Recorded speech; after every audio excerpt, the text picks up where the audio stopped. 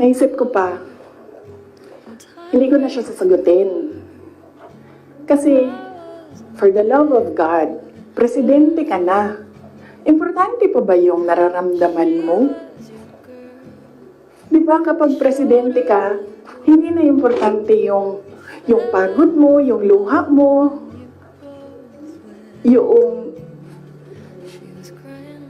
fatigue mo, yung stress mo, hindi na siya importante. Because when you are president, importante dyan yung nararamdaman ng taong bayan, yung bansa.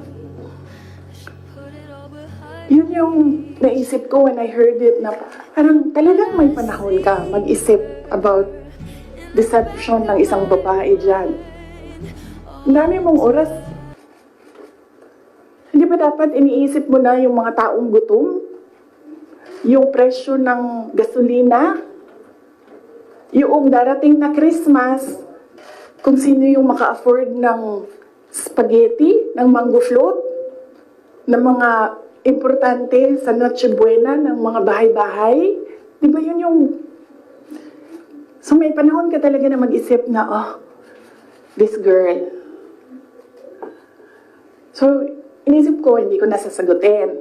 Sandali lang hindi ako nagko-cocaine. Pero sobrang lamig niya na yung sipon, sir, mangi ang tissue.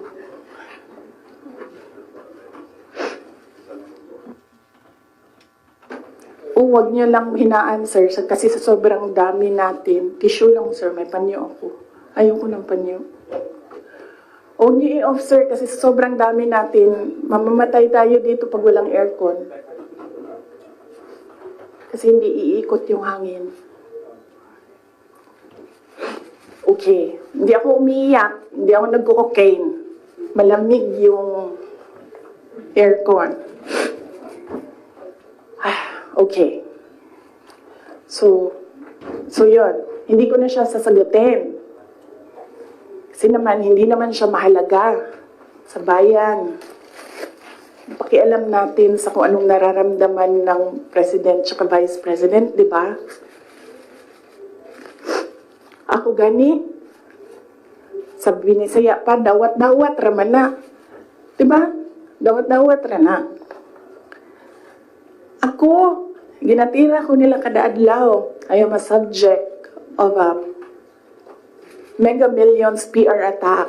I am a subject of a House Committee hearing. Pero hindi na importante yung nararamdaman ko dyan. Ang mahalaga, matuloy namin sa Office of the Vice President kung ano yung sinabi namin na gagawin namin. Diba? So, I don't understand why we're talking about feelings. So, hindi ko na siya sasagutin. And then, sabi ng mga tiga Davao, siguro yan na rin yung sagot sa unang question mo. Paano ko nasabi na isubstantiate ko yung sinasabi ko? I don't ever remember may platform siya na sinabi kung anong gagawin niya para sa bansang ito. Di niya sinabi ano ang gagawin natin sa food security.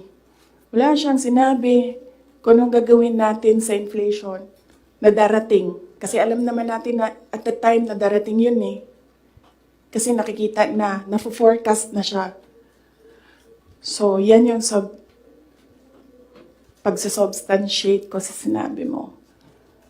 I don't ever remember, may plataforma siya, I don't ever remember him discussing kung ano ang gagawin sa problema ngayon. Alam niyo noon, pag pumupunta ko sa 7-Eleven, expensive yan na tindahan, di ba? Ay, sorry, 7-Eleven. Pero yes, expensive sila. Kasi, ano sila, go-to. Mabilis ka makabili, nandun yung kailangan mo. 1,500 ko noon. Bili na ako ng corned beef, bili na ako ng tinapay, bili na ako ng kung ano-ano. Ngayon, ang 1,500 ko, tsokolate na lang ang mabili ko. Tsaka ice cream. Wala na ang corned beef, wala na ang tinapay. So, yes. Senator Marcos Asen, yung sinabi mo na itatapon yung... Just very quick follow-up. When did the conversation happen between you and Senator Amy na you mentioned na tatapon Hindi kasi conversation yun eh, group chat yun. Tapos, noong banat sila ng banat, sinabihan ko na talaga siya. Sabi ko, one of these days, huhukayin ko talaga yan. Tatapon ko yun towards Philippine Sea, yung tatay ninyo. Okay, so, pwede tumuloy na muna tayo, ha? Kasi gutom na ako. Anong purpose na i-tear gas mo yung tao for expressing his desperation, his frustration, his anger? Para lang maghanap ng isang tao na in the end, paano nag-surrender? Kinausap. Doon sa Tamayong, sa barangay Tamayong, sa Davao. Alala niyo? Pinupuk-puk nila yung mga tao doon. Hinampas, pinupuk. Doon sa diversion road ng Davao City, tinirgas nila yung mga tao doon. Isang tao lang ang hinahanap mo, ha? Bakit mo pukpukin yung 30? Bakit mo yung tirgas yung 100? Paano nag-surrender yung tao? Di ba kinausap lang? Kinausap lang siya. Mag-surrender ka. And then he said, okay, I will surrender. So anong purpose na pukpukin nyo? Yung tao na hindi naman niya alam na saan si Pastor Kibuloy, nandun lang siya, nagtatrabaho. Doon siya nakatira. Anong purpose?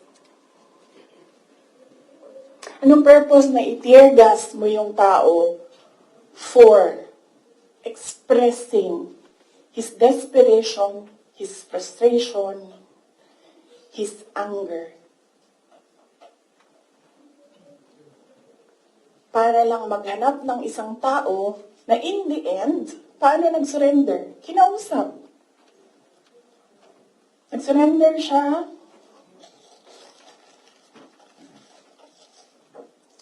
Kinausap siya.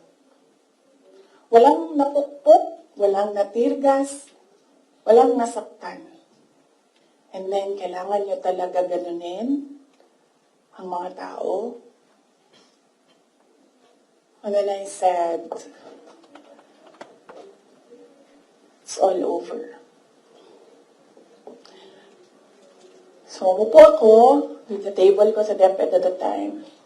And then sabi ko, sarili ko, okay, let's go to hell.